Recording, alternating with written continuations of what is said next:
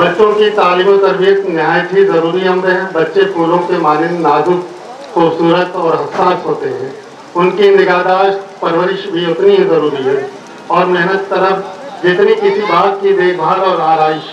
ماں کی محنت، توجہ اور ایثار ان پھولوں میں ایک رنگ بھرتا ہے، اس طرح وہ دلکش اور کارآمد بنتے ہیں۔ مگر افسوس، موبائل نے ماں کی ممتا اور باپ کی شفقت سے ان نونہالوں کو محروم کر دیا ہے، جس کا برا اثر سماج اور معاشرے پر پڑ رہا ہے۔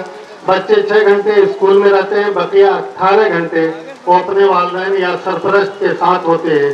ان کی تعلیم و تربیت میں والدین یا سرپرست کا بہت ہی اہم کردار ہوتا ہے، مگر افسوس اس بات پہ ہوتا ہے سرپرست حضرات داخلہ کرانے کے بعد بچوں کی تعلیم و تربیت سے اپنے کو برین سیما کر لیتے ہیں اور ساری ذمہ داری اسکول اور اساتذہ کرام پر چھوڑ دیتے ہیں۔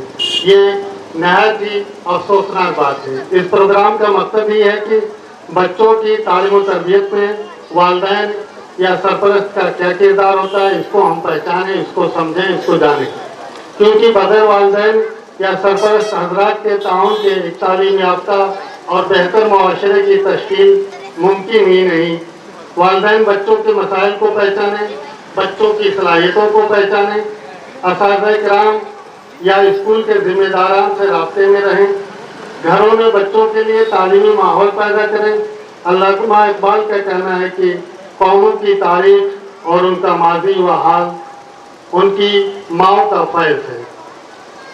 اس پروگرام کو